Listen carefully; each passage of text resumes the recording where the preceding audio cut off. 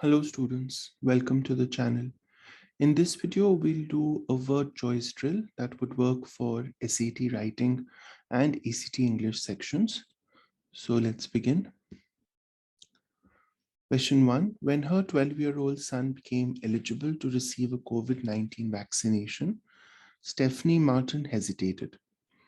She wanted to see more long-term data on the vaccine's safety for children. Hearing about friends' children who experienced some side effects reiterated her desire to wait. So I have a mother here, Stephanie Martin, and she was hesitant about the vaccination for her 12-year-old son. She wanted to see how other children responded to the vaccine before she decided to have her son take it. And then she heard about some friends' children who experienced side effects, and that kind of made her more cautious, right? So I'm looking for a word that kind of tells me here that hearing about other children's side effects increased her desire to wait, right? So I'm looking for a word that says that her desire to wait was increased or it was strengthened. So reiterate is not the best usage for that, because to reiterate is to repeat a point, right? For example, he reiterated his commitment to finishing the project on time, right? So option A is not a good answer. To rekindle is to reignite, right? To bring back something to life. For example, they rekindled their romance on meeting after a gap of 10 years, right? So they reignited their affair. So that's not correct. Reinforce is a good choice because if the side effects reinforced her desire to wait, they kind of strengthened that desire, right? So this makes sense. And redistribute is not correct. To redistribute is to kind of distribute again.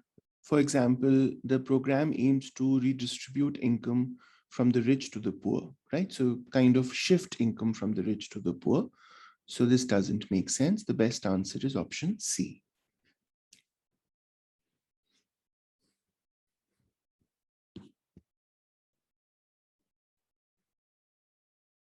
Question 2. In The Grapes of Wrath, Steinbeck movingly describes the situation of migrant farm workers forced to work under dehumanizing conditions.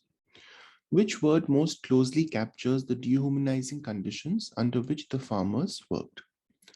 So, The Grapes of Wrath is a classic novel by Steinbeck, and the sentence tells me that in this novel, he describes the situation of these migrant farm workers who worked under dehumanizing conditions, that is to say, conditions that were extremely bad, that the farmers suffered when they worked in under these conditions. So I need to capture this idea of dehumanizing conditions, and I have options: situation, circumstances, difficulty, and plight, right?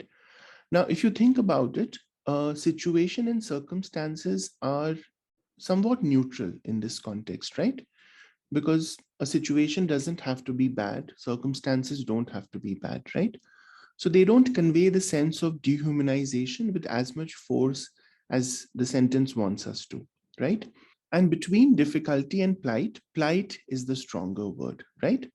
Because plight basically means a very bad situation, a dangerous situation, right? For example, the plight of the migrants or the plight of the refugees, right? So difficulty again doesn't capture that sense of dehumanization that the question wants us to. So the best answer is option D.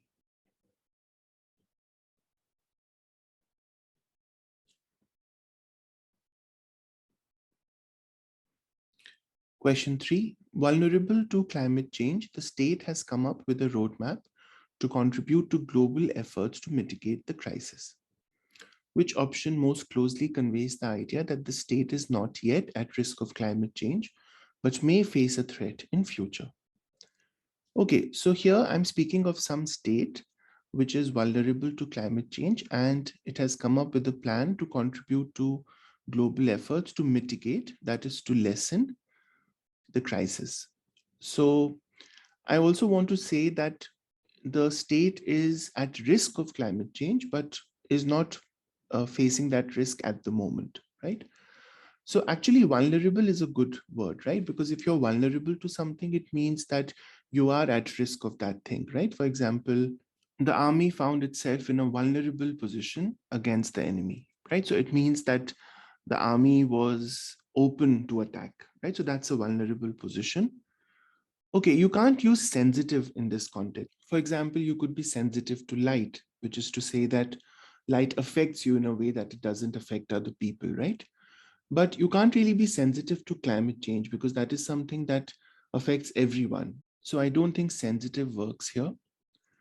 Okay, exposed to climate change would probably mean that they are already exposed to it, right? That they are facing that threat today. But the question very categorically states that the threat lies in the future. So I don't think C works. And prone to climate change would make it sound that this problem comes from within them, right? For example, my friend is prone to bouts of depression, which is to say that he gets depressed sometimes, right? So prone is used in that context, right? But here I'm trying to say that there is an external threat, the threat of climate change to which the state is vulnerable. So option A is the best answer.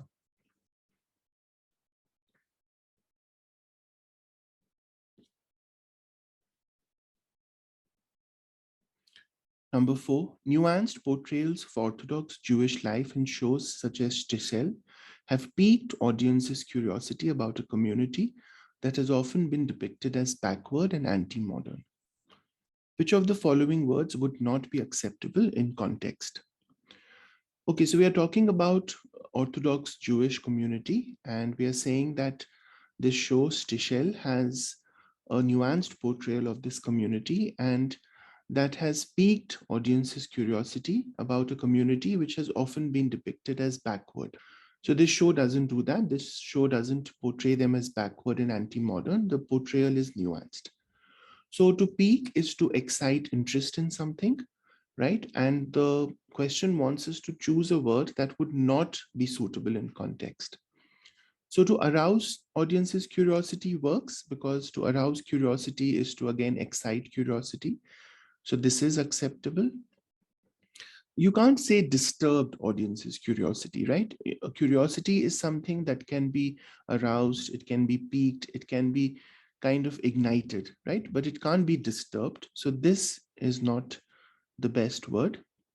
To whet is again to excite interest. So this works. And to stimulate is also to excite interest. So this also works. So the answer that's not acceptable is option B.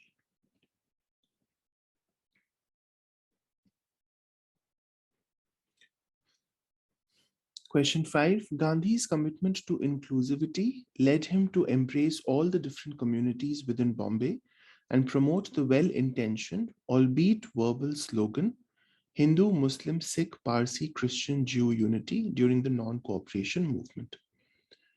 Okay, so this is talking about Gandhi's commitment to inclusivity, that is to ensure that his movement included different communities. And he came up with this well-intentioned, albeit verbal. So albeit basically means although.